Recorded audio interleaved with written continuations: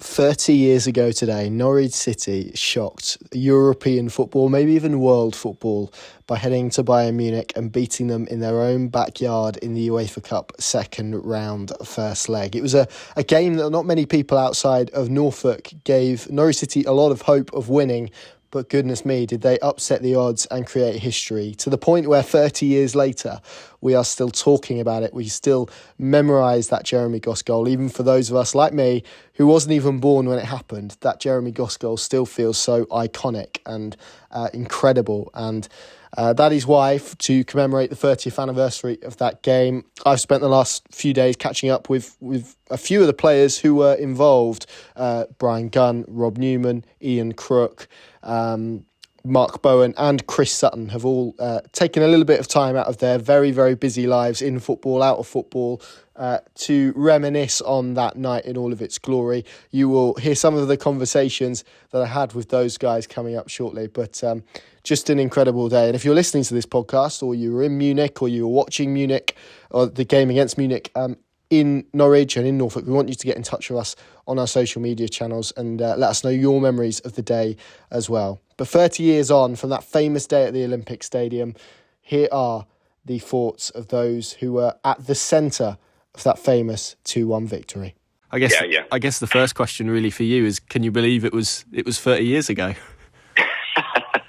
No, I certainly can't, mate. I certainly can't. The time flies, but it's. I think the game sort of moved on not a lot, but a little bit since then. But it's they were great days, Colin. Great days. I mean, I'm forever waxing lyrical to people and obviously my kids and their friends and people, not of that era. And I always one of the things I always say to people is that we our side was so revered. I can remember, and I mean this in a nice way. I'm sure we in a nice way that we'd be playing the likes of Liverpool at Carrow Road, and if it was 0-0 half time, we get booed off. yeah. Once or twice we get booed off at half time, 0-0, because the expectancy then on the team was, well, we're home, we'll beat Liverpool or we'll beat Man U or whoever comes. You know what I mean? And how times, which they would, we know that, but how times have changed. Yeah, absolutely, and it's quite remarkable to think about that, really, considering where the club is now and whatnot. I mean, you actually scored at Bayern. I think it gets forgotten a little bit because of what Gossi did, but I'm sure it's lived long in your memory. My take on it is that my goal was better than Gossi's. Like, he just closed his eyes and swung a leg at it, Yours was more calculated, wasn't it? Yeah, that's what I tell people anyway. But I mean, for you as a personal highlight, scoring against Bayern Munich, that game, that must be, among one of your best achievements in the game, certainly as a player. Yeah, of course, because apart from the fact when the draw was made, we were quickly made aware that no British side had ever gone to the Olympiastadion and beaten them. Mm-hmm. That was the first thing I can remember. The likes of, I think it was some punter, maybe like a Alan McInally or something, saying that we get beaten. We could get beaten 10-0 by them. Mm.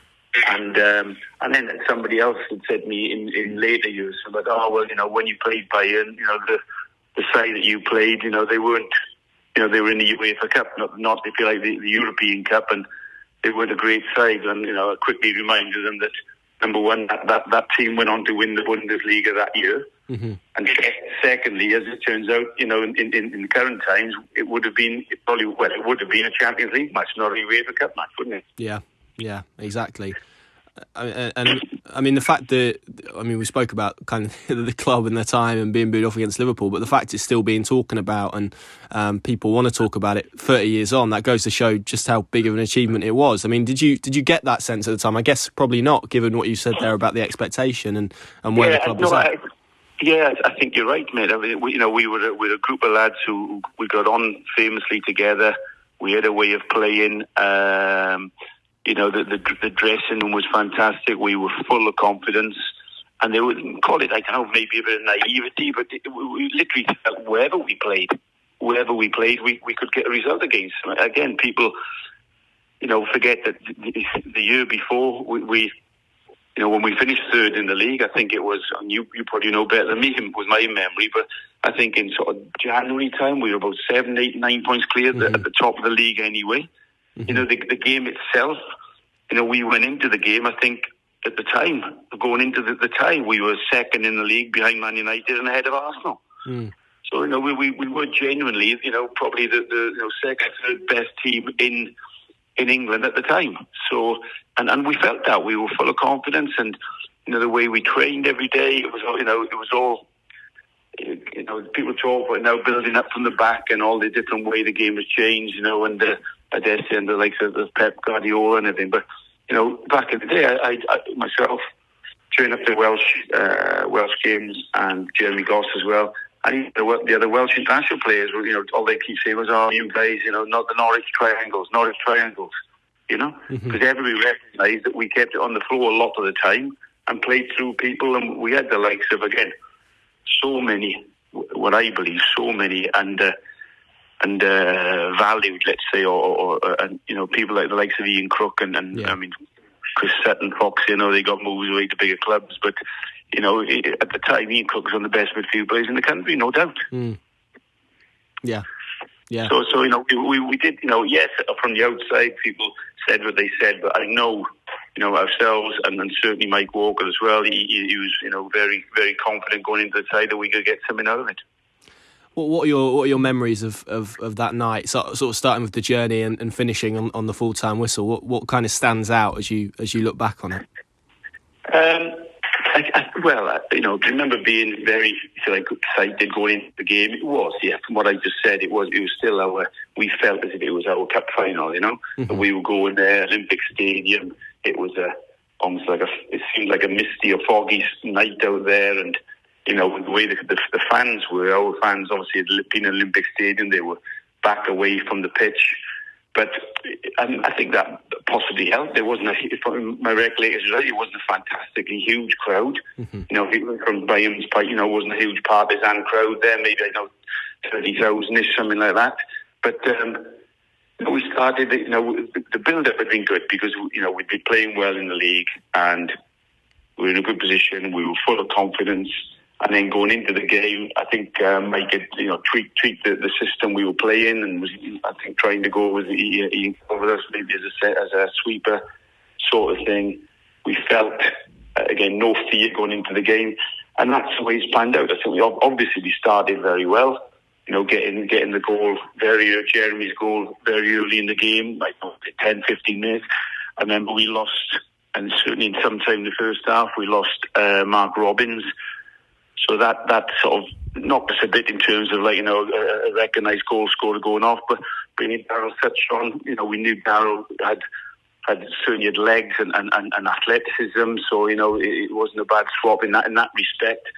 And then I think that just the way it turned out, I think that probably the thing that sticks in my mind was the fear really of going on. Start the second half where I think they nicked one back just before half time. Mm. And at 2-0 up, you're thinking, going into half time, you would have been thinking, well, okay, we can win this, but them getting the goal. I know we went in at half time, a few choice words just said, we were that sort of group. We were all sort of thinking, come on, we can't let this slip. But you did go out the second half thinking, right, here we go. This is going to be an onslaught, so we've got to do our jobs and we will, but can we get through the tie? Mm-hmm. So that was the feeling. And again, I remember Gunny doing ever so well, and it was a real second half seemed to me anyway like a real sort of, you're in the trenches here, guys, and you've got to defend for your lives. And we got through the tie.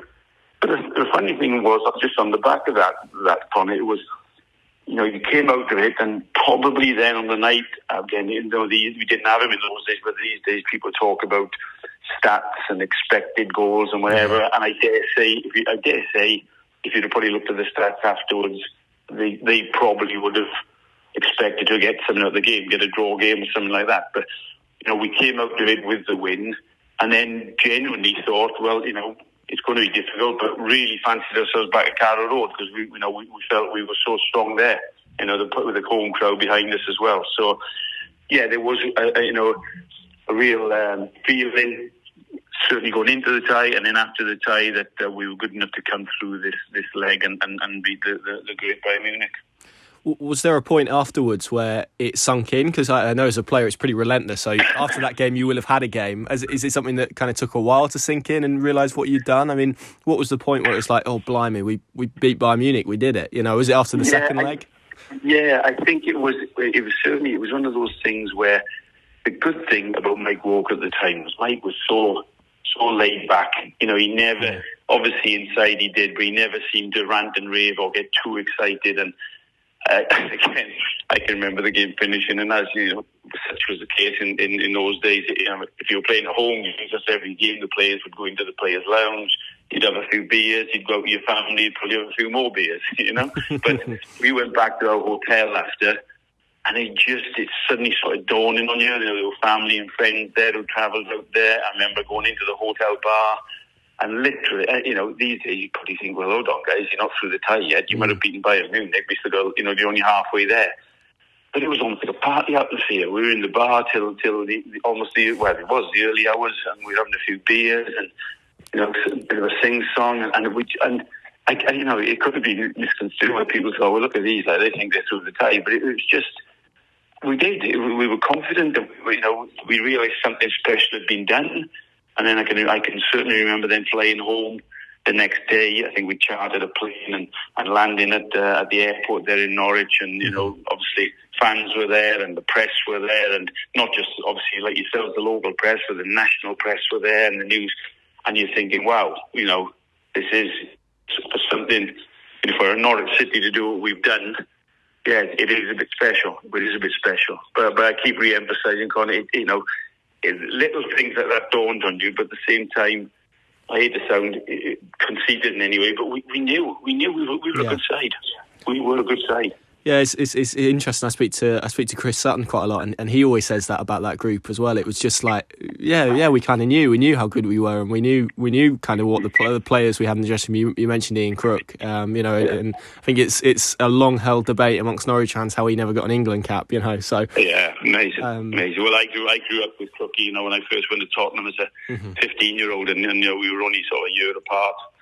And, you know, Ian Calverhouse as well, and obviously John Polston coming. You know, there was almost like a conveyor belt of players came from Tottenham into Norwich, but certainly Crookie was, you know, I think I repaid him though, mate, because I went to Japan, late on in my career, I went to Japan, and I'll tell you a little story that I played a game in Japan, and we played, I think, a team called Hiroshima. And back in the day, they did pay good money to go to Japan, by the way. I bet, yeah. Hiroshima, and after the game, their coach was an Australian guy, and I was just speaking to him after the game. He was asking about how's life, how you getting on with life in Japan, and he just happened to mention to me, he says, "Listen, mate, you don't know anybody back there." He said, "I'm looking for a midfield player who can come out here and be, you know." And first thing I said to him was, "Well, go and get Ian Crook." I said, "I think he's coming to the end of his Norwich contract." I said, "You know, I don't know if he'd come. I can speak to him for you, but go." And that's basically changed, if you like, it changed Crookie's life. Cause he's still there, isn't he? Yeah. He's still in Australia now. He went to Japan, had a great time there, and moved from Japan over to Australia from there. So, I'd like to think I sort of, you know, paid him back for the ball. Well, for not just that one, not all the goals he created for me in my career and the friendship we had. Yeah. Definitely. Just finally then, I mean, your kind of memories of your time at Norwich, you're obviously there a long time, you're still very popular. I think you're still someone that everyone talks about in debates around best fullbacks and whatnot. I mean, you must have a real connection with the club even now. We you know, my three, they're grown up now, the 3 kids were born there, lived there for 9 years. It was, you know, certainly the best part, the most enjoyable part of my career, certainly, and you know, probably the most success there. So, and just the friends you make there, and it was just great times to play football there. The city itself, everything about the place, you know. But I really enjoyed it. I can't say enough about the place, and it's still, even now, it's still the, you know, on a Saturday, so all the trials and tribulations of Reading, it's still the first result I look for on a Saturday. Yeah, 30 years. I guess the first question is, can you believe it's been 30 years? I can imagine it probably doesn't feel like that for you. It doesn't feel like that, but I'm going through the same thing with Aberdeen at the moment, because we're on a 40th anniversary of beating Real Madrid in the Cup Winners' Cup. So that was on the 11th of May. So we did a 40th reunion in May, and then come November, we're doing another dinner, which coincides with one of our players, passed away player, Neil Cooper, his birthday, and it was also the same day around that time that we beat Hamburg in the Super Cup. So it seems that these anniversaries have been synced over the years, and I've probably not really noticed it until now. So it's amazing that I was fortunate enough to play for Aberdeen and Norwich City, who both had exciting times in Europe. Yeah, obviously I'd never ask you to compare them, but I mean, certainly from a Norwich perspective, it's something that's never been repeated. It's never, which I guess is why it's still spoken about today, right? So that must be really special for you to kind of be a part of history in that sense. Well, yeah, and the same with both clubs. There's parallels with them both being, sort of, what would you say, sort of stuck out in a limb. Aberdeen up in the far north of Scotland, and had to overcome, the sort of the Glasgow teams, sort of monopoly, and then Norwich City. We were. What were we called? Probably country bumpkins, maybe. That's probably one of the kinder ones. I think somebody called us that, didn't they? And it backfired. I think it might have been like Franz Beckenbauer or one of the directors or something. I remember somebody saying something which sort of seemed to fire it up even more in the press. It was like as if to say, who are Norwich City, and why should they compete on the same pitch as Bayern Munich? And I think certainly over the two games we proved that we were worthy of our victory and draw, and obviously going through to the next round. So amazing memories, and just shows you what a good team and a set of supporters and a club sort of all pulling in the right direction can achieve. Yeah, I just spoke, as I said, to Mark, and he kind of made the point, when I speak to Chris Sutton, he makes the same point that, as a group of players, it was just kind of like, we're good, we know we're good, we know we've got good players in the dressing room, which, looking back on it now, certainly for someone like me, and it's like, wow, the third in the Premier League and beaten Bayern Munich, it seems like a completely different world, obviously, where the club is now. But for you guys, it kind of became the norm for a little period of time, didn't it? Yeah, well, I think that was a combination of, the good scouting system that Norwich had in place back then. I know that Duncan Forbes no longer with us, but, for a majority of that time, was chief scout. And, the contacts that all the managers had over the years, sort of got squad together. So if you look back from when we all signed, sort of, myself and Taffy and Ian Culverhouse, Ian Crook back in the 86, and then this was a sort of a culmination, a fruition of us all sort of reaching the peak of our career at the same time. And then in the middle of that, managers sort of benefited from the previous managers' purchases. So if you think that Dave Stringer benefited from Ken Brown signings, and Mike Walker benefited from Dave Stringer signings, and the team developed as a whole. And I do mention Duncan in that because he was the chief scout at that time, and would have been doing most of the miles and around the country and recommending the players back into the managers, and that sort of we all came together, and then I suppose with the academy, which was always from my time, and there's always good young players coming through the ranks. You mentioned one there, Chris Sutton. And then, even on the night against Bayern Munich, I think we had Adi Akinbaye and Darren Eadie, making their debuts in European football, which, is probably unheard of in this day and age. Yeah, you're absolutely right. It's a remarkable kind of makeup of team that it was in terms of that kind of profiles and different points of careers and whatnot. So that was good. It's interesting because this game gets remembered for that Jeremy Goss goal, doesn't it? Quite often when we talk about it, and again, just spoke to Mark Bowen about his goal, which he thinks was better. I guess you want to talk about you want to talk about the save, don't you, from that game? Well, I mean, Valencia, I probably have it down as my best ever save, but I tend to like the fact that, I riled up Lothar Matthäus and got him booked, and, that sort of, it was part of, like, the game plan. It was like, slow the game down and don't let Bayern Munich on the ball, and, upset them as much as you can. And, man for man, they were probably on paper, the better side, but as a team, we certainly rolled our sleeves up and got stuck in together. And I think that just the fact that we were able to come away with the result over the two legs against Munich was fantastic. I also have to point out, Conor, that I was man of the match against Bayern Munich in the home leg. Quite rightly, because I've got the champagne, I've got Raymond Aumann's top, and there's also pictures of me and Jerry Goss showing off our torsos in celebration after the game as well. So those are the things that you sort of remember and you look back at and you think that that those little memories when somebody posts a picture,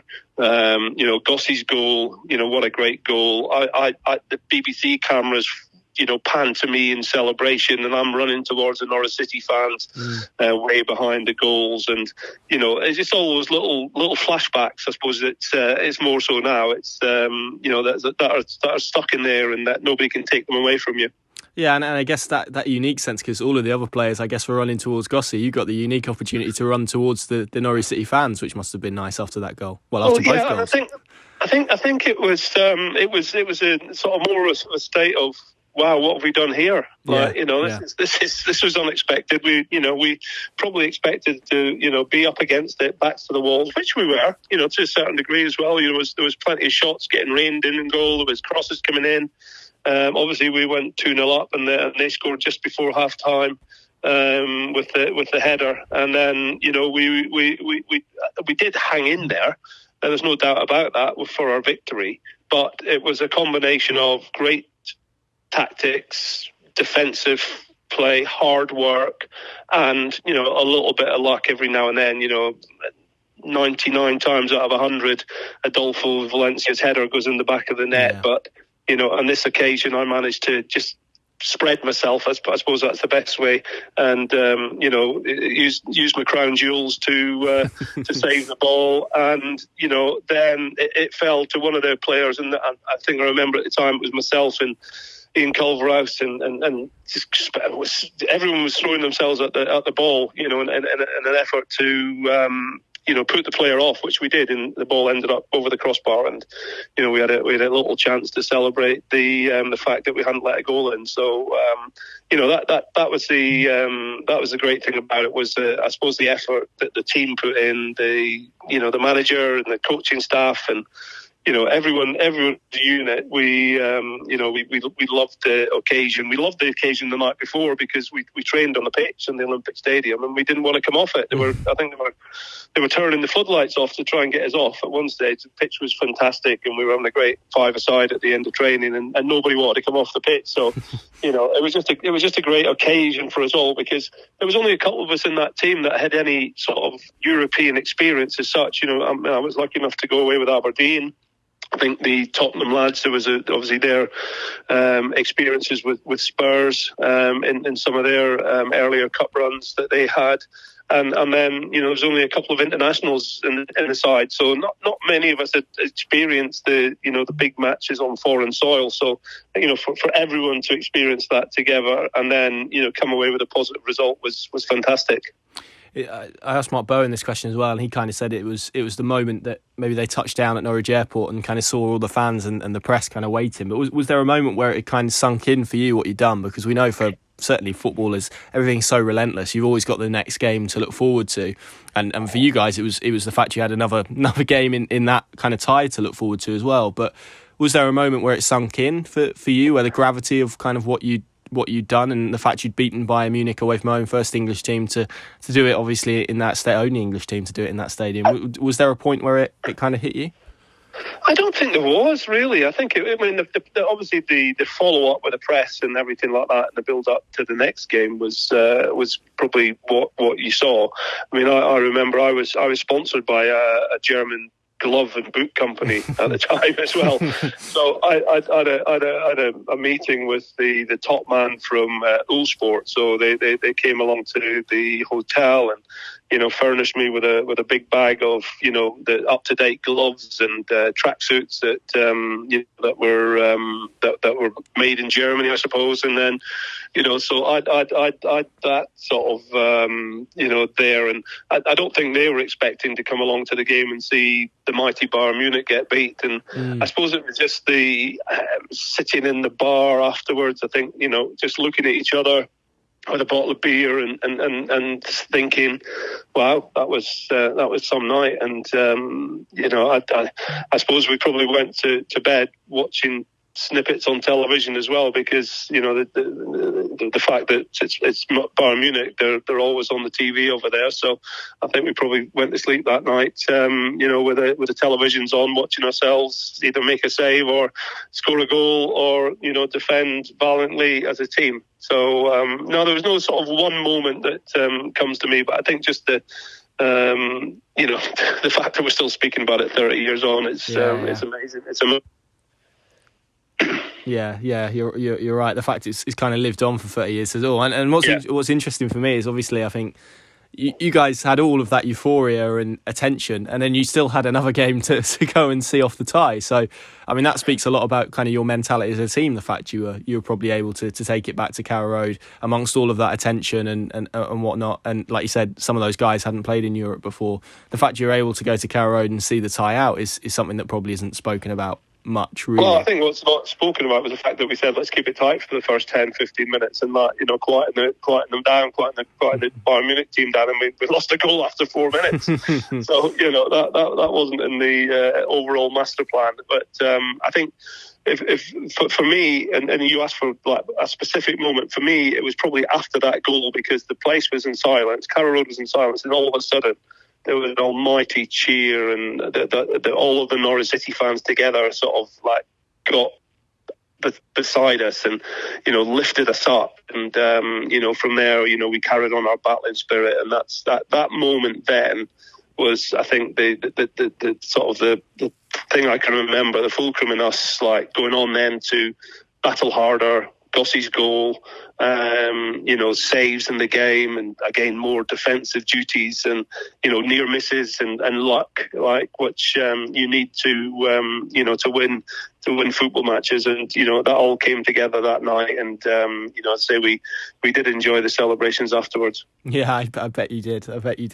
I mean, for you obviously had the Aberdeen stuff and whatnot, but where does it rank in your career, beating Bayern Munich with that team? I know, I think I've heard Rob Newman say on a few occasions that his regret is that you didn't actually go on and win the whole thing, but you must still take enormous pride from we didn't do that because the team that knocked us out did. Inter Milan went on and won it. So, you know, we got knocked out by the team that went on to win it. So who knows? If you're going to get knocked out, that's the way to do it, isn't it? Yeah, exactly. But you know, I think it's still talked about. You know, I'm lucky enough still to be involved in football, and, you know, I go and play in charity golf days in different parts of the UK.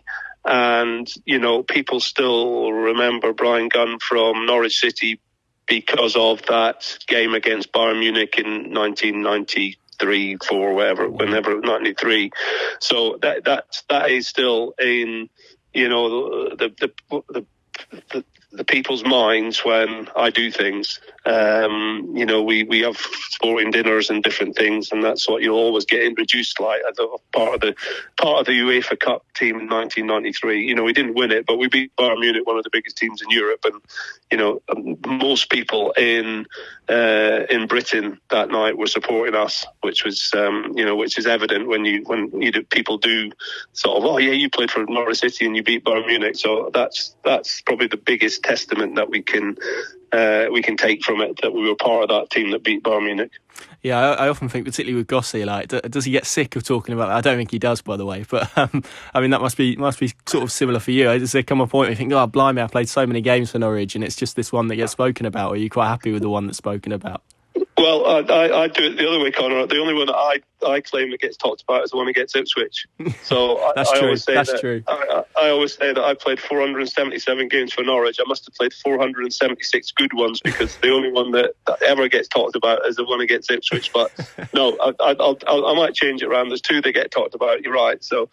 No, it's great, and I'm again with Angus at the club. I'm enough to go behind the scenes, and I see Gossie on a regular occasion because he's there on a match day.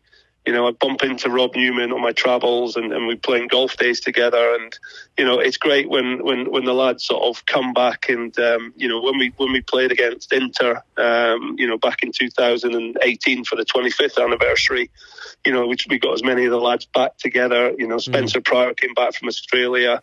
We got as many of the lads together. We're all over the country, but there's still a strong bond between that team.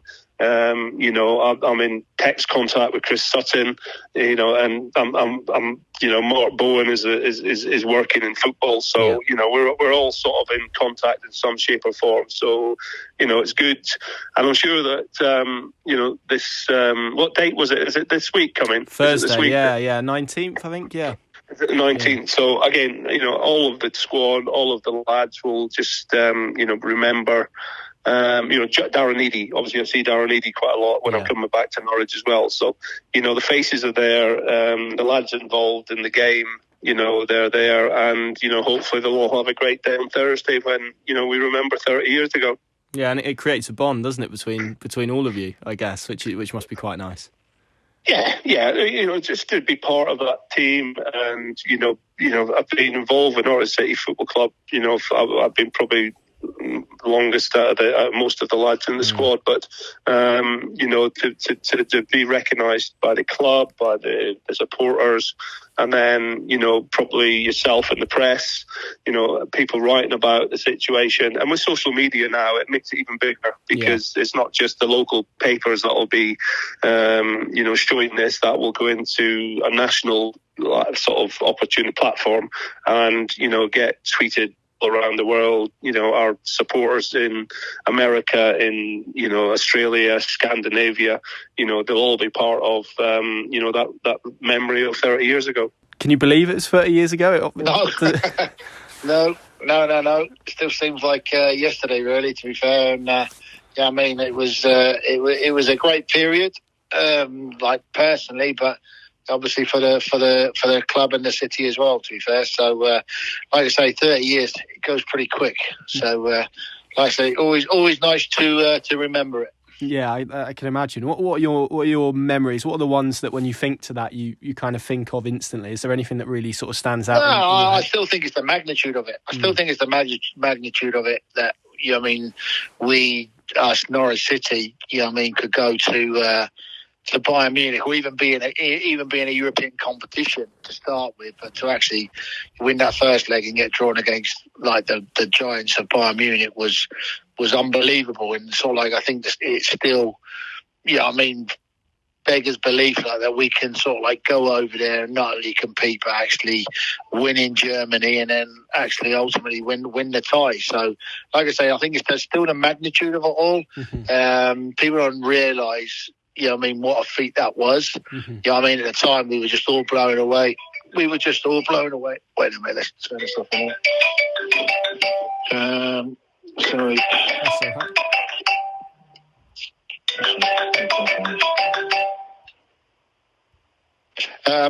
So we feel like we were all blown away, and like I say, no one expected us to do anything over there and whatever. But to actually go over there and compete and win. And compete in the way we did was fantastic against World Cup winners and their team and whatever. So for me, that's still massive. It's the magnitude of the occasion. Well, what can you remember? What your feelings were before the game? Was it excitement? Was it nerves? I mean, was it a combination of the? It was for me probably not so much, because not so long ago, before that, I was bottom of the fourth division. I was with Bristol City for 10 years, and we had actually been bottom of the fourth division as it was then. So for me, in the space of 3-4 years, I'd not only been at the bottom of the fourth division. I'd rose through the ranks first, the fourth division, third division, second division, signed for Norwich, played in the first division, played in the first year of the Premier League, and then ultimately sort of like go in, play in a European Cup competition. So for me, it was yeah, with every emotion. It was like certainly nerves, you know what I mean? Because when you're walking out of the tunnel and you're looking across the tunnel, you're playing against World Cup winners and top international players. So to actually be on the same field as them was fantastic. But to play in an arena that was sort of like similar like to the old Wembley, really, that like many famous names, not just footballers, but obviously Olympians have been there as well, and even going back as far as Hitler and all that. You know what I mean? Like, had so much history, and to be playing in that environment was fantastic as well. So listen, there was nerves, there was excitement, there was disbelief, if you know what I mean. Yeah. They're thinking, well, let's go and enjoy this. No one's expecting anything of us. Let's go and give it a go. Obviously, when people think of that game now, I think they remember Gossi's goal amongst a load of other things. But particularly, you kind of think of that game, you instantly think of Gossi's goal. Can you remember where you were on the pitch? What you thought at the time? To be fair, obviously you've not seen the video. Obviously you've not seen it's my pass into the box. Well, there you go. Yeah, it's my pass into the box. I managed to get a first time pass into the box and went over one of their players, and Lothar Matthäus couldn't get a good head on the ball, and he's just looped it out to the edge of the box for Gossi to come and volley it. So I would like to claim an assist for it, or even though Golly's quite rightly is getting all the plaudits for the goal, but I'll take a little assist for that one. Well, I hope I don't know if there was an assist bonus or anything like that, but I hope you. No, there wasn't. No, there wasn't a bonus, but I'll just happily take the assist. Yeah, absolutely. But I mean, I know he scored great goals and whatnot, but were you surprised that he kind of scored the goal? Yeah, I mean, anyone in that team, it was just an instinctive one. You come onto it, and it's one of them ones that if you hit it 9 times out of 10, it doesn't go where you want it to be. So to actually do that in a game of that size was a fantastic achievement. Like you say, quite rightly so. He got the plaudits then, and he's still getting the plaudits then. Still getting the plaudits now.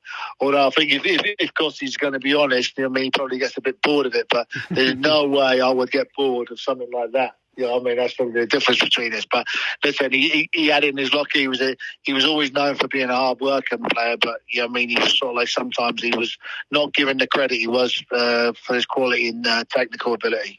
And is that? Do you feel that's the case for the whole team? Because I speak to certain, like Mark Bowen said it earlier, and it's like it probably wasn't a surprise to you guys maybe that you were capable of going and beating Bayern Munich, but it was considered a shock to a lot of other people, as it was, you know, when you were challenging for the Premier League. So if you kind of get what I mean. Yeah. I know what you're saying. I think we had a good team. We had a good team rather than good individuals. We had good individuals, but we didn't have excellent individuals. We had a really, really good team.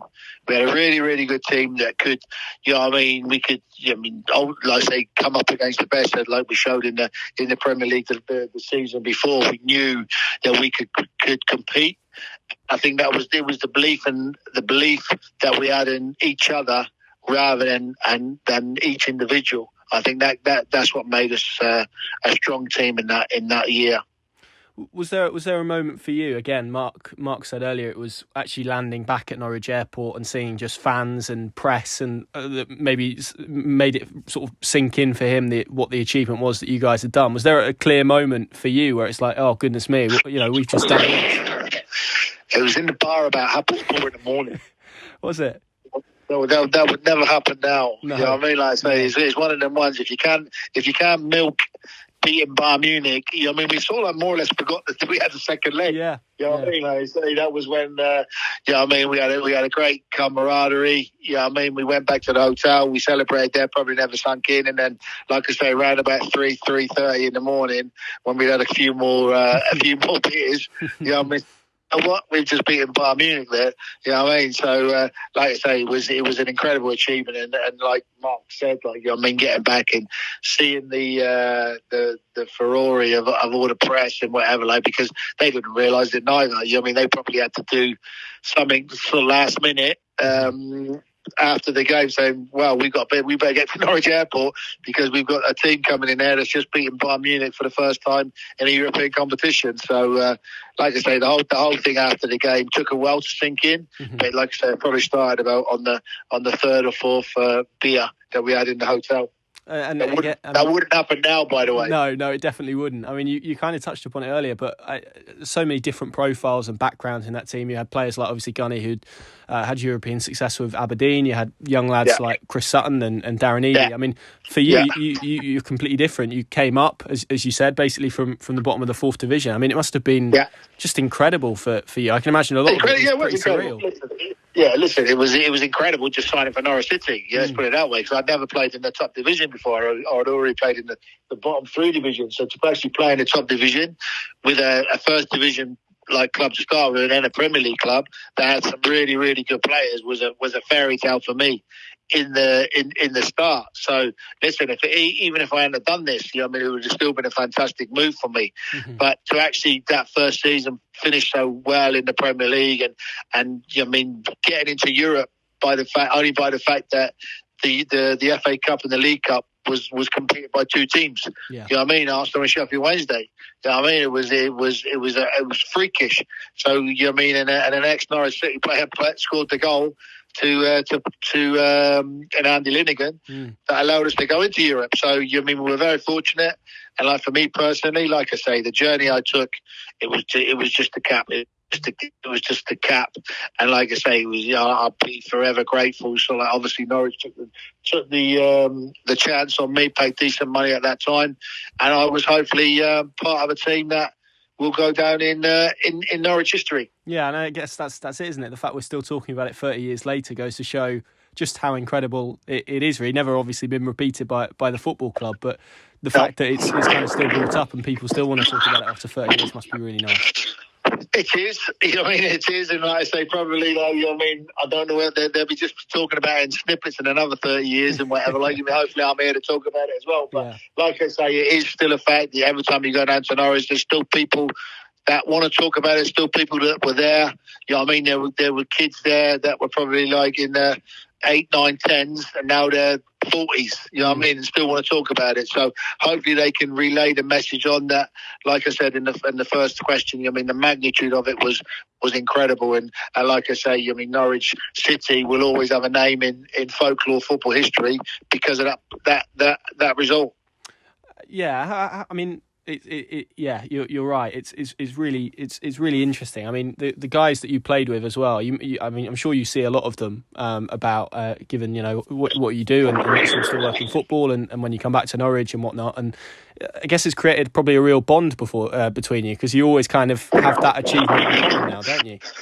We had a bond. We had a great bond. And like you said, not like you say, really, because we don't see each other enough. Because we are spread around, and like I say, we are on football, but we don't go to the same football games and whatever. But obviously, it was 25 years. We had the match against Inter Milan, and that was the first time that we'd seen a lot of each other for many years. But you know what? It's the same as anything. You ask every single one of those players that played in that squad and were there 5 years ago at that reunion. It was just like literally stepping back 25 years, 30 years into the dressing room, and we just like hit it off straight away like we did. So we know each other's there for each other, and I think that's a good thing as well. You don't necessarily see each other, you don't necessarily speak to each other, but I'd like to think if you needed something, you needed a favour from one of those 15 players back then, you could bring them up and ask them to do that favour, and they would do it. I'm pretty sure of that. So that's sort of like testament to the bond we had. Where does it rank in your life and your achievements? So you've obviously done some remarkable things post football, but is it right at the top in terms of top? Yeah. Top. I played at Wembley twice, only for that, the Freight Rover Trophy. But I still played at Wembley. The old Wembley was still an achievement. But listen, going to Bayern Munich and winning in Bayern Munich and then finishing the job off at Carrow Road. And I was speaking to someone the other day. There was only 15,000 people there because obviously we weren't all seated and whatever as well. But people still say that was the best atmosphere that they've ever experienced at Carrow Road. So, you know what I mean? Like I say, that's it. And now they get 27,000, and trust me, when they start singing, it's a really good atmosphere. But to have 15,000 there, and they're saying, "Listen, that was the top atmosphere, never been experienced again."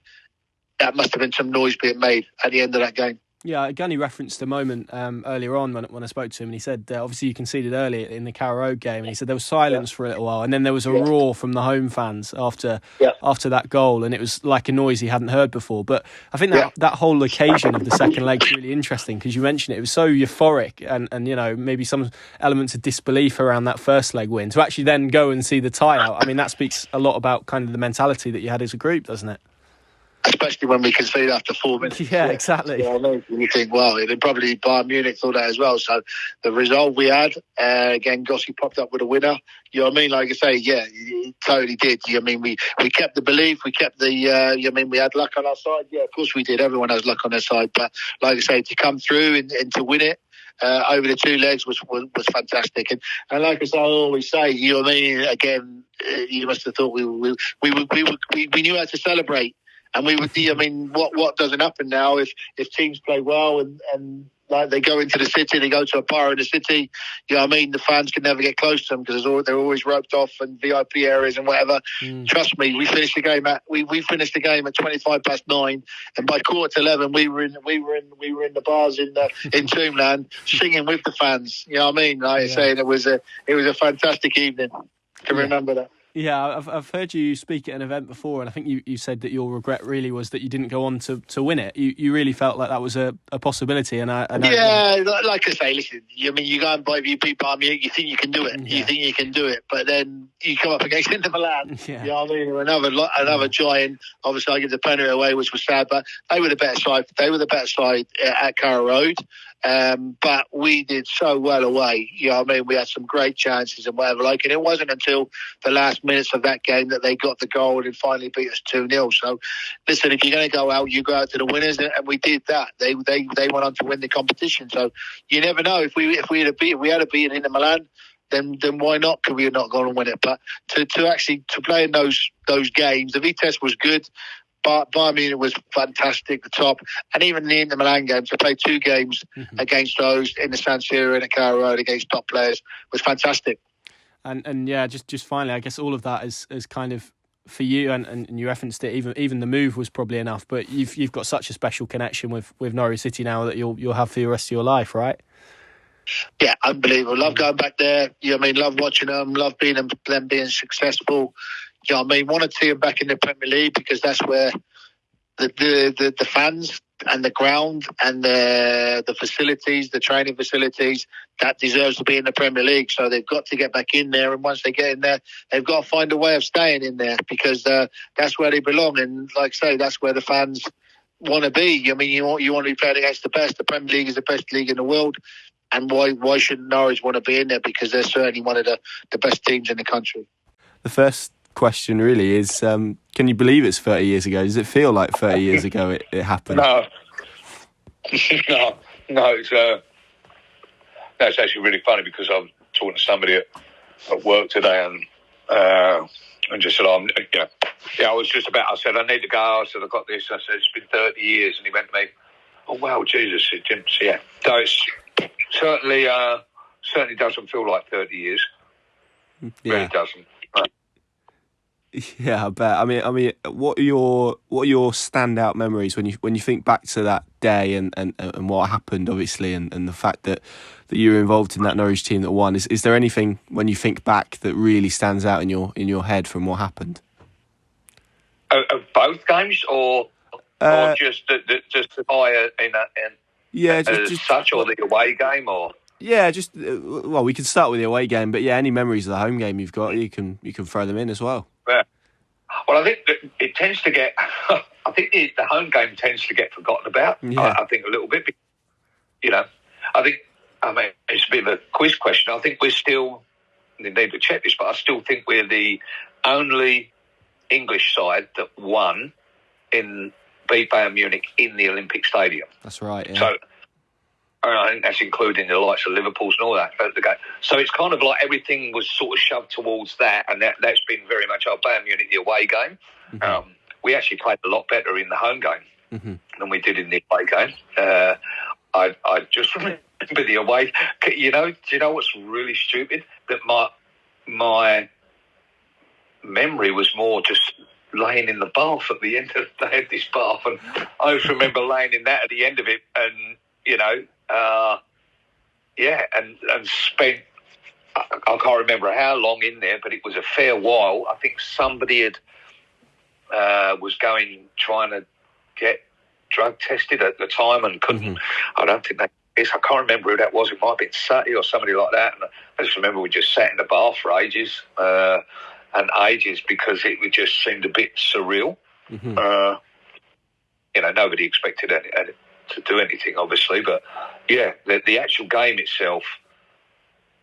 Me personally, I just remember running around a lot and not touching the ball a great deal. You know, but that was the time we set up with Jesus Christ. I don't know how people would equate that system these days, but you know, 3 central defenders, an out-and-out sweeper, 2 wing backs, 2 holding, 2 sixes, and 2 nines. What made Mike ever possess Mike to ever do that? I don't know, but it certainly suited us. Didn't allow for us to have a huge amount of possession, but it made us tough to break down, and especially away from home, and we were good on the counter. So, but yeah, the actual game, the game itself, I honestly just felt like we just run a lot, you know, because we just didn't have a lot of possession, and you know, but yeah, and just.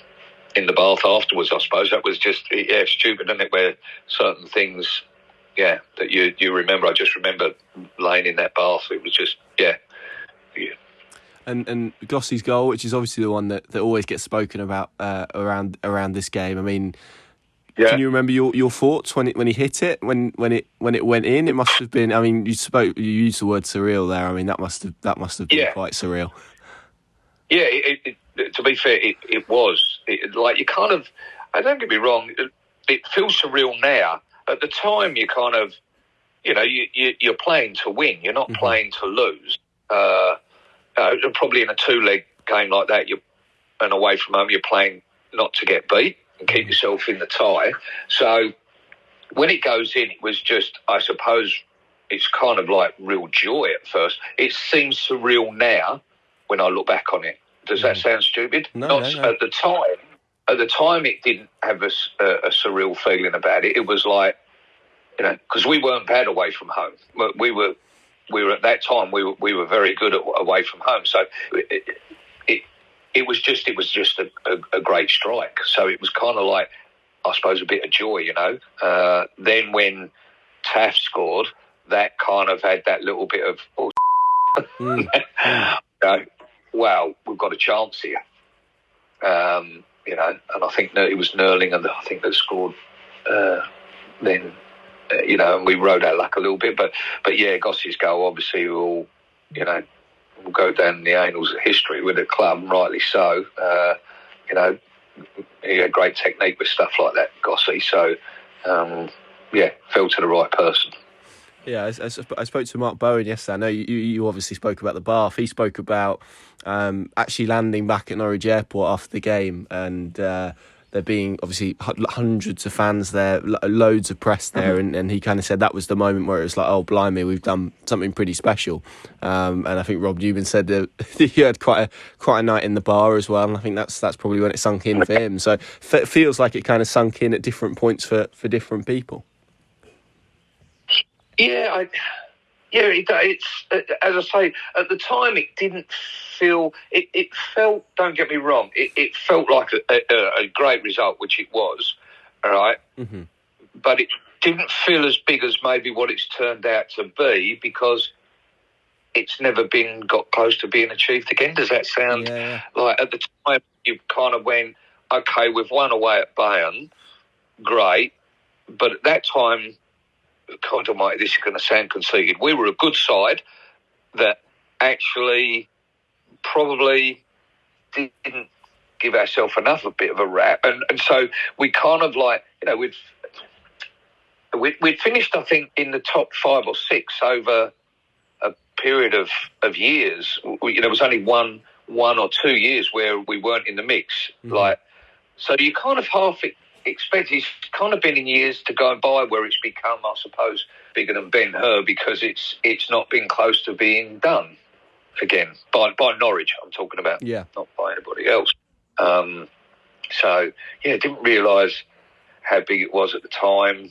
Probably because it was, for me, it wasn't as unexpected as what everybody else probably felt. I'm not saying I expected us to go there and win, but I didn't expect us to go there and get rolled over. Yeah, and I think to be fair, that's a point that a few of the guys have made. It's like we had a good team. There was that kind of self-confidence, I guess, within yourself. I guess it's the Norwich tag, isn't it, for want of a better phrase? It's that kind of feeling, particularly now given where the club is, but even at the time, maybe obviously went close to winning the Premier League and whatnot. All of that, I guess, externally probably felt quite unexpected, even if you guys had a real belief of the quality that you had in the team. Yeah, look, let's be. When you flip back and you look at it now, and you look at the side, there was a lot of us that had all come through together at the same and been there a long time together. Even Sutton was a young kid, but coming through. So obviously was really familiar with everything and everybody. And then, Foxy, Mark Bowen, myself, Cully, Butts, Johnny Pulse, like Gossy. I think that was at that time, 93, it would have been 7 or 8 years together. So you kind of we kind of had probably a little bit of confidence in ourselves, shall we say, without being, it sounds really cocky now, but it wasn't. There was confidence because we believed we were decent. But it didn't mean that we was expecting to go there and win, but I certainly weren't expecting to go there and get rolled over and be out of the tie, How fondly do you look back on that period? I guess for you it's among some of your best achievements, certainly in football. Is that fair to say? Oh yeah.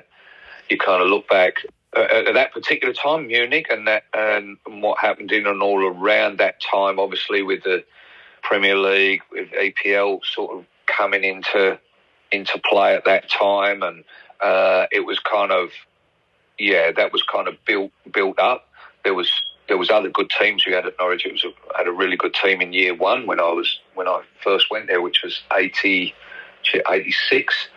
With Steve Bruce in that side. That was a good side, but it wasn't promoted as much. And then obviously getting into Europe, and then the Premier League, and it becoming kind of a big thing. That was that time then.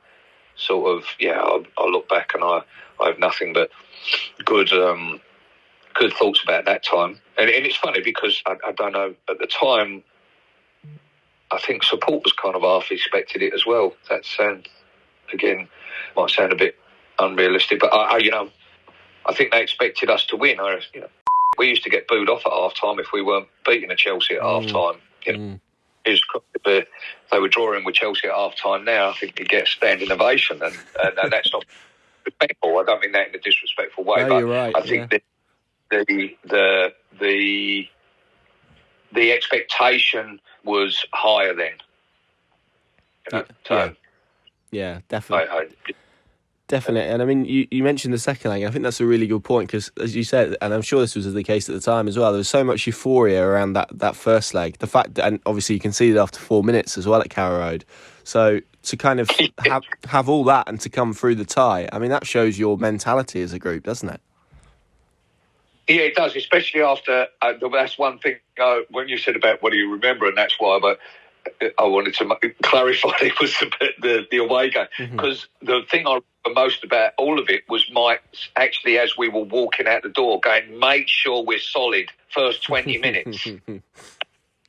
And yeah, we won down. I didn't know it was 4 minutes. It tells you how bad I thought it was about 5 or 6 minutes, but I'll go with a 4 minute. And you kind of like go, yeah, but I didn't, again, I didn't have any like, again, I didn't think we'd be blown away again in the game. You're 1-0 down. That's what it is. You're disappointed, and it was a bit flat for a little while. But But at the end of it, I thought we probably played better football that night. I've never ever seen that game, so I need to go back and look at that. Can't believe I'm saying that. I haven't seen it, but I definitely remember us playing better in the home game than in the away game. Yeah, Mike Walker as well. I mean, you mentioned him earlier on, but just how good was he to work on? You kind of mentioned the uniqueness of the system that he kind of crafted for you guys, but the man management aspects and all of the different aspects. I mean, how influential was he to that team and that group? I think at the end of it, what people that have then got into coaching and management and that will understand that the way you manage a group, he managed the group great.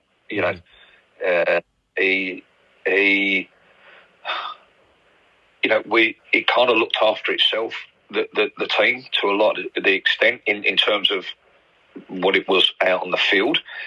But he was he was really good. He gave us our heads with that. I think he involved a lot of us in. I'm not saying he made decisions based on what we told him, but he gave all of us a lot of leeway. Should we say? Not leeway is the wrong word. He gave us he gave us a voice, and allowed that, and so that was where he was very, very good. I felt in that, he just gave everybody. He gave everybody kind of like confidence in himself, and he was a very outwardly kind of person. Like, he was very bubbly and that anyway. So, and along with Dixie, who was, a bit of a joker and that. But yeah, I suppose, they say all the moons sort of aligned, and having Mike in there with the players that was there at the same, it all worked really well as a group, And I mean, just finally, obviously, you're on the other side of the world now. I mean, how do you keep up with Norwich City? Is it easy? Is it difficult? How do you kind of deal with that? I guess, being so far away from obviously a place that you have so much connection with. Look, it's difficult because it is so far away. But my mum and dad still in North Walsham, and my son, my youngest one, moved back. He's in Bury St Edmunds, so right on sort of border territory with Ipswich. So it's we try and get back. We'll come back in February this year because my dad's sort of 90, so we'll come back. And I'll come to one of the games. I've sort of spoke to Neil Adams in regards to that, so I'll come down. But yeah, look, the club's grown. It's massive now. Don't get to see obviously things as easy as what I have done in the past, because the Premier League obviously is obviously huge worldwide, but trying the Championship stuff can be difficult at times. But yeah, I still try and keep as much of a lookout for Norwich as I possibly can. It's just a huge part of my life. Both my sons were born there, and and as I say, one's back there now, and that became home for us. So 2018 October, come back. Hopefully, I'll prove a better omen than I was before I came back. I saw them get beat 5-1 by Villa at home. Oh, did you? That was the last scene. Yeah. Live.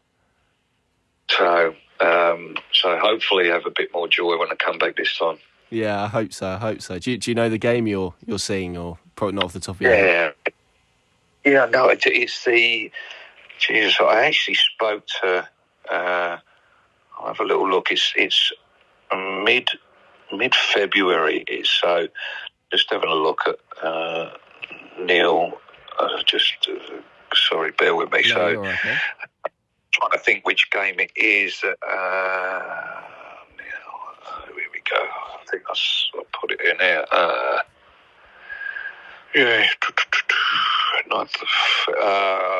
Cardiff on the 18th. Home. Nice. Yeah. So Cardiff at home. So yeah, that's the. I'll come to watch that one. So yeah. So looking forward to actually getting to watch it. Yeah, lovely stuff. Hopefully they can produce a win for you. That would be nice. Yeah, we'll see. Be good. I mean, I'll start with the same question that I did for those guys, really, which is, can you believe it was 30 years ago? Yeah, well, yes and no. I mean, I still sort of. I mean, it's a long time, isn't it? 30 years. I still got good memories, of the night in particular in Munich. I mean, we were only talking about slowly, aren't we? Or we'll be talking about both games. Yeah, well, probably more the first leg, but I mean, we can chat about the second leg as well. That's fine. I think some of the other guys have kind of touched upon it. So yeah. No, I mean, essentially as a football match, it wasn't a contest, was it? The way that was viewed.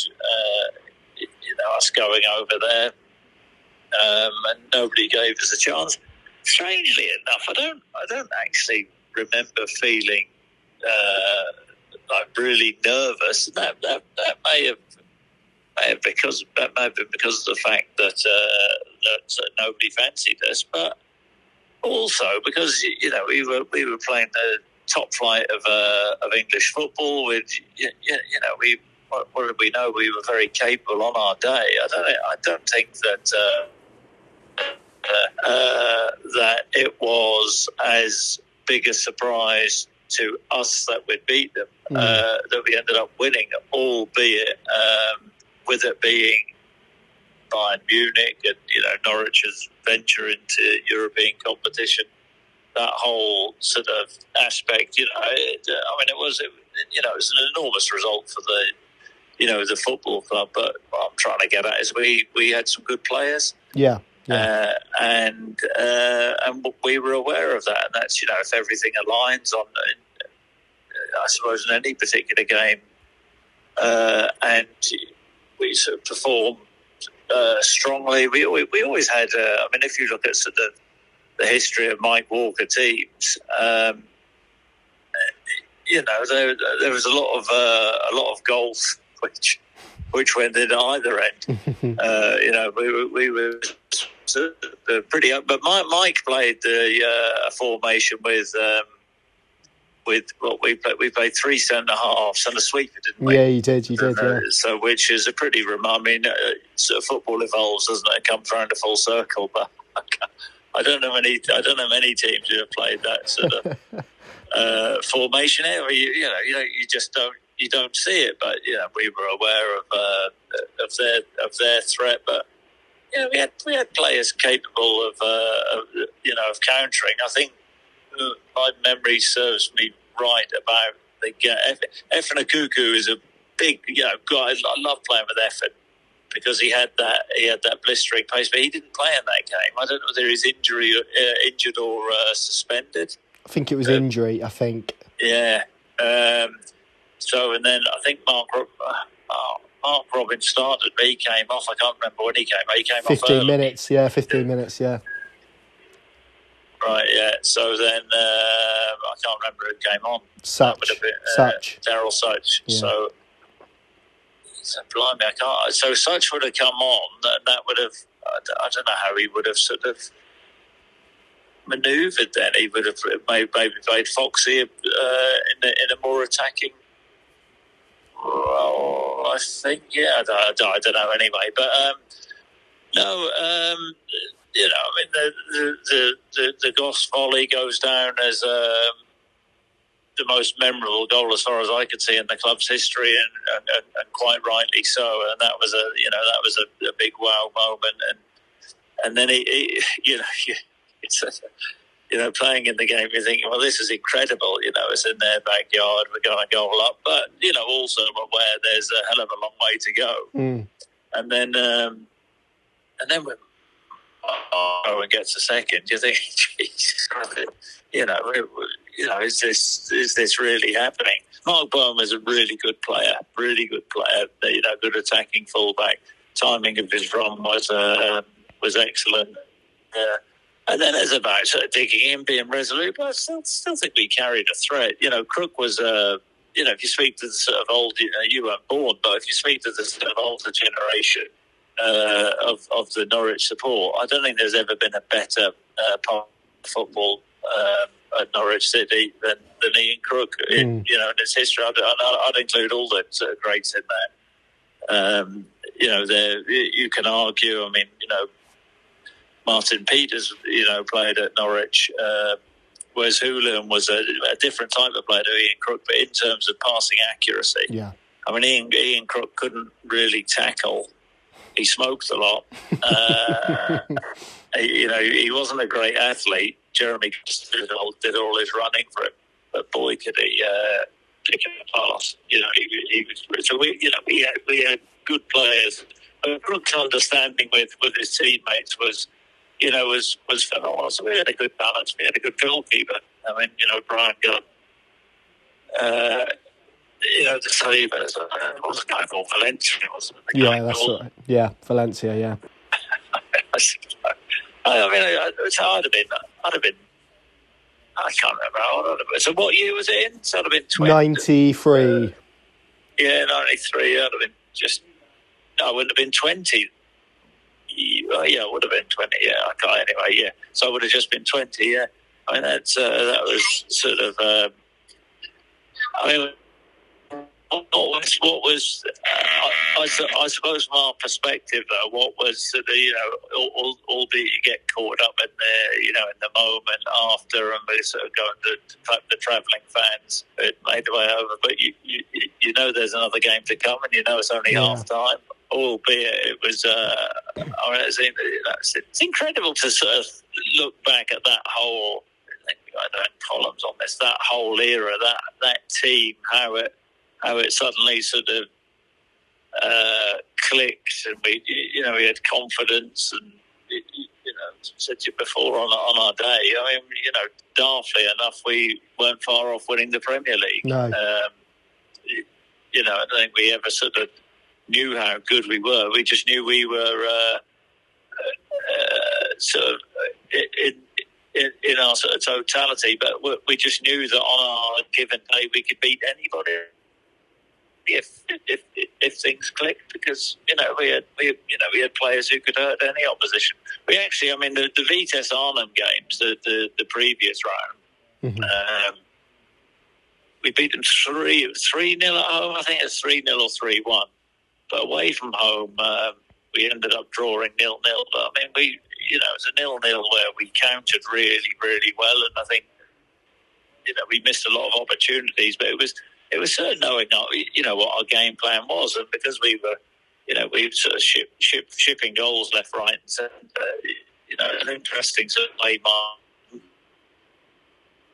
Spencer Pryor came into the team, didn't he? Yeah. Can't remember, because there was a few.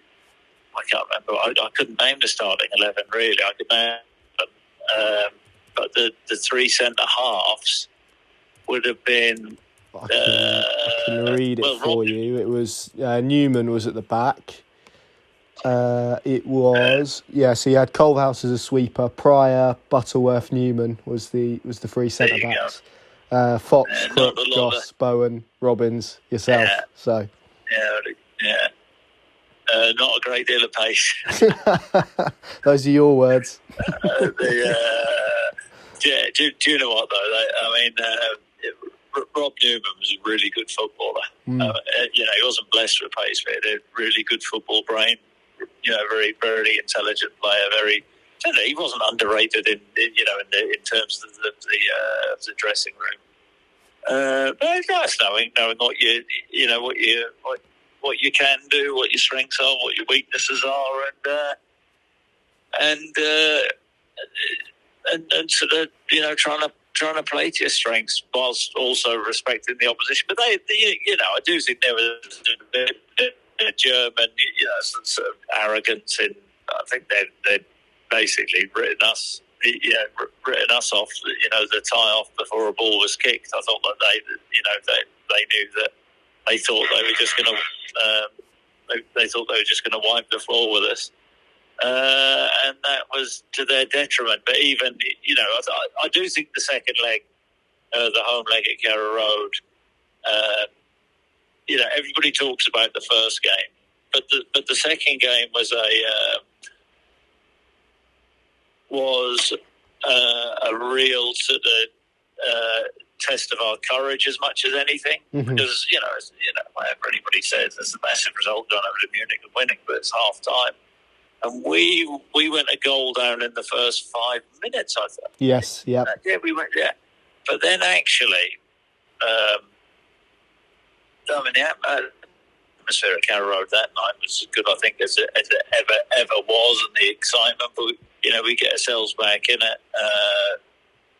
Flicked on across, and Goss scored from close range. That we actually, over the two legs. What point am I trying to make? The point I'm trying to make is we deserve to go through with the way that we played, and that was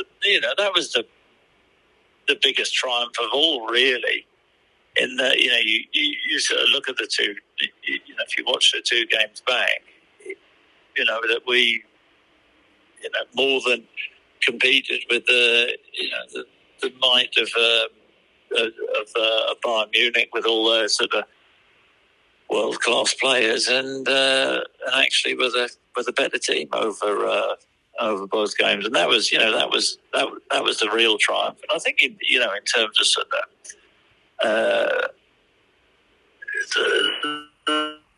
that sort of mentality as much as anything, to get over the line and trust one another, and we probably didn't realise we were onto such a good thing in that period. And a large part of it was the biggest part of all was down to Mike, really, and his journey as a manager. Coming up from Norwich City reserves, where I played under Mike in the reserves into the first team. You think, well, it's not an easy task. The position which he took over, I think we were favourites for relegation that 92-93 season, to build a winning team, which we largely were, a good team to watch, and then go again to the back-to-back. I mean, Mike, is highly sought after. That wasn't. I am right with my years here. I think that wasn't long after that Mike went. He went in the January, didn't he? Yeah, to Everton. Yeah. So that was, which was the sort of saddest thing of all. And then when Mike went, that was it. But it's amazing that we're sort of 30 years on and we're looking back and just remembering that game for what it was, flying over, because Norwich City, haven't really ever had a European pedigree. It's funny how you feel you're written off, and I suppose we sort of felt as players, really happy to be in the competition, and then you beat Vitesse, Arnhem over the two games. But going to Munich was exciting. But and just to sort of clear up what I said at first about us not fancying our chances, but knowing if everything clicked, I do think we were that sort of team. It's not that we went over there with any arrogance. You just have a feeling if things click, and that's a testament to sort of the players within that framework. Goss was he was the legs, he was the driving force and the sort of heart of that midfield. Fox was when sort of people look back and they discuss the Norwich City's greatest ever teams, his name doesn't come up enough for me. I know he's sort of my main real Fox, but he was a phenomenal attacking player. Really good ball carrier, clever, could come in off the right hand side and link up. Really intelligent footballer, So we knew, I mentioned Crook, but I mentioned Bowen and Crook's understanding was phenomenal. Robbins was a great goal scorer. Efena Kuku, as I said, I loved playing with him just because of the sort of type of player he was. I could just help things on, hook things on, play into an area, and that's how I always felt. I had to adapt my game a little bit with Robbins, because Robbins was an out-and-out goal scorer. And there was always that thing with him, with the greatest respect to him, if he's not scoring, which is a bloody good finisher, then, what else is he contributing in the nicest possible way? But he was bloody good. Culverhouse was, he was a right. I mean, you'll know all this, but you wouldn't have seen him play. But Culverhouse was a right back, for the club, and but he was an intelligent footballer. Didn't have great pace, and then for Mark to put him in as that in that sweeper position, and I suppose different styles and managers being it can be quite fluid with the formations, and whatever. People marvel at different formations. The sort of Mike one. I mean, that's it's unique, isn't it? a masterstroke. That much of a masterstroke. Nobody's used it since. So. But no, I mean, it's lovely to look back and be part of that.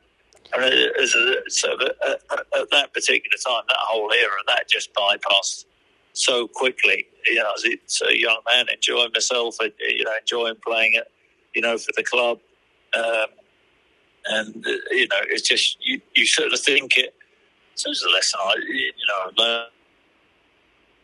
In you, and then all of a sudden you have the euphoria of Bayern Munich, and the Inter Milan wasn't to be, and then and Mike leaves, and Will Fox leaves, and it all comes to an end. I mean, I suppose it is fair to say that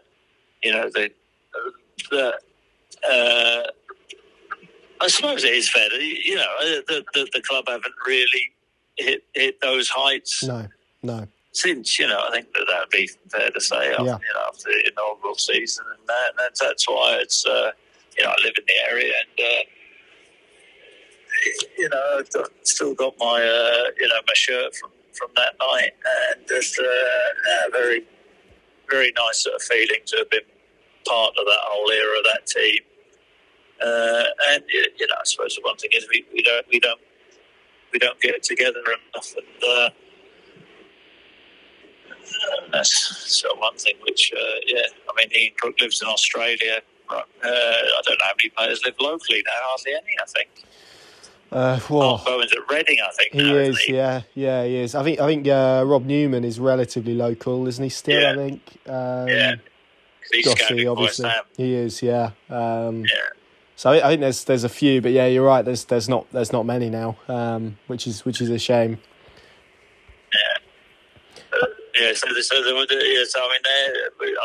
Goss tells the story. I think Lothar Matthäus. I mean, he was their sort of star player. I think he was in total disbelief at Carrow Road after we beat them. I can't. Is he there? There's a story about swapping shirts. So I can't remember. There's a story, but I can't remember what the story is actually. Like, did he chuck his shirt on the floor? I don't know. You'd probably better ask. Surely Goss will talk about that. I mean, he's still associated with the club, isn't he? Yeah, it's less. I don't. It's not a willingness. I don't know if he's technologically savvy, for want of a better phrase. So, right. Yeah, he's a hard man to get hold of. But yeah, it's all good. I asked the other guys. It was kind of interesting to hear their answers. I think Mark Bowen said that it kind of sunk in what you guys had done when you landed at Norwich Airport and there were loads of fans and I think obviously national press and whatnot. Ian Crook said he was in the bath and he thought it was you that was getting drug tested afterwards, but he wasn't quite sure. But that was when it sunk in for him. I mean, you were obviously at a different stage of your career to many of these guys. Like Rob Newman said, for him it was the pinnacle. He'd worked his way up from the fourth division. As you said, you were only 20, so maybe the magnitude of what you'd done maybe didn't hit you in quite the same way as the others. But was there a moment in time where it was kind of like, oh blimey, we've just done that? Did that ever hit you at any point? Yeah, well, yeah. I mean, it's sort of interesting the way that they've put theirs. I mean, as a young lad brought up in Norwich, I realised how big it was. I mean, my sort of thing at that particular time was was. I thought that was the norm. Yeah. Not the norm's wrong, but just saying, this is. I mean, bearing in mind we finished third in the Premier League, into Europe. I think was that the season. That was the season. I think we'd gone. I can't remember. I think we'd gone away to Old Trafford and drawn 2-2 and played bloody well. I mean, Manchester United were absolutely flying. They were a hell of a team. I think that was the season where we'd gone to Everton and beat it. I might be wrong, but I think it was that season. I might check that. But just thinking, that was that season, and just thinking this is amazing. To sort of be, but it was very beneficial from my perspective that I went into a team, and it was in the main an experienced team. So playing with these guys, they were very, very good to me, very sort of kind to me, and more than that, bloody good players. So that's I don't want it to sound big-headed. That when I say it sort of felt normal. It's just like it was because I sort of burst into the team, had that season. This was the second season. I ended up moving on after that season, but I'd worked my way up into the first team because it was a time of Norwich City success. I suppose that you just thought that this is going to carry on, and then you had the old sort of the Chase purse strings coin. That was around that time as well, wasn't it? Loosen the purse strings. Yeah. It was. And sort of carry on the success. So no, it was. I think it's more now that we're not just 30 years on, but over the years have passed. When when I've finished my career as much as anything, and look back at certain moments, and that would that moment would be right up there with in terms of memorable games throughout my career. I've got a fair few, but that moment and that era would be right up there in terms of real special memories. A great time to be a Norwich player, a great time to be a Norwich supporter. So pinch yourselves, sort of thinking that we could go over and beat Bayern Munich in the backyard. And there's that stat, isn't there? I think we were the only British team ever to win there. Yeah, that's right. But it's always, it's just. I don't know whether the other lads have said it, but it's not. You're going to go there and win, but you've got some good players. Yeah, do you know what they've all said similar? They've all said similar. It wasn't oh my goodness me, we've beaten them. It was we've got some good players and that kind of thing. So I think that you kind of touched upon it there. It was that almost self-confidence within the group that you guys had, not just of yourselves, but of each other and the quality that you had. I think that sort of speaks volumes to that, really. Yeah, that's one of those. I mean,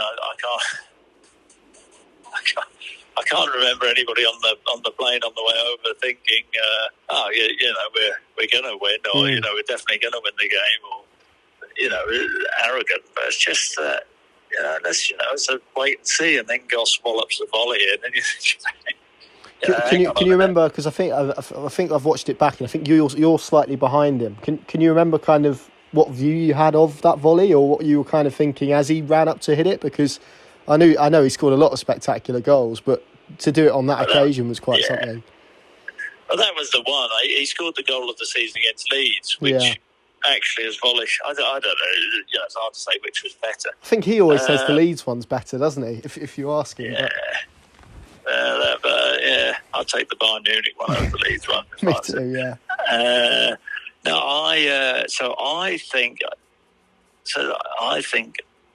oh God, this is really bad, but I think that I'd gone, that was actually a header, I'd gone up for a header with the centre half, and that was sort of the I didn't win the ball. I don't think that was a sort of knock, sort of a defensive clearance, and he just ran on to it and sort of put his laces through it. had that nice high knee and just laced it, caught it clean, caught it pure, which was a lot. I mean, that was a perfect moment. Because a lot of people just lash at those, and it was volleying's all about the connection, a nice connection. It was controlled, wasn't it? Really controlled. Yeah, and that. But I mean, that's an incredible thing. Because I suppose the narrative is everybody going over there thinking, try and hang on in the game, nick a goal if the chance comes.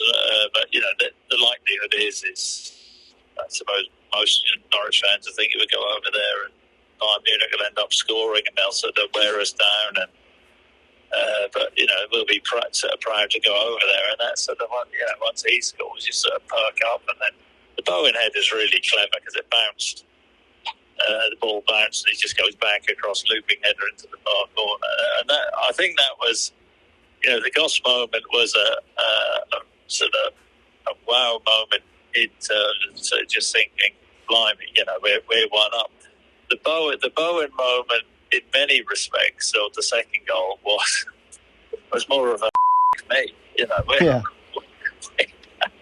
We're now 2 up. I mean, it's the first half. I mean, this is we should be doing this, and that's what. And then they get themselves back in it. But we're under pressure, and that's when you sort of need your last ditch defending and some of their finishing. What that would have been, but that I'm repeating myself now, but that it takes it all the way back to the performance at Carrow Road was, I suppose, in some ways a more complete performance. However courageous we were to go over there and sort of bloody the nose, it's actually knocking them out and finishing them off, which was the important thing, and then to have that sort of early blow, at Carrow Road, and to get back in the way we did it, and that was where the closer you're getting to the end of that game, I think Darren Eady may have come on a sub in that game. The closer you're getting to the end, and the sort of atmosphere in the stadium, the excitement, but knowing knowing that there's a possibility that they might score, but that you're close and you sort of have an element of control in the game. It's not like we were getting battered. We did well in that game, and that is, nobody ever talked. Nobody. Well, they do talk about it. We talk about it, but nobody. It's always the away leg, which of course was the one which set us up. But the home leg was the. You can say they're both special. It's all part of the same tie, the same experience, and knocking out the European giants. Lovely stuff. That's brilliant. Thank you, Chris.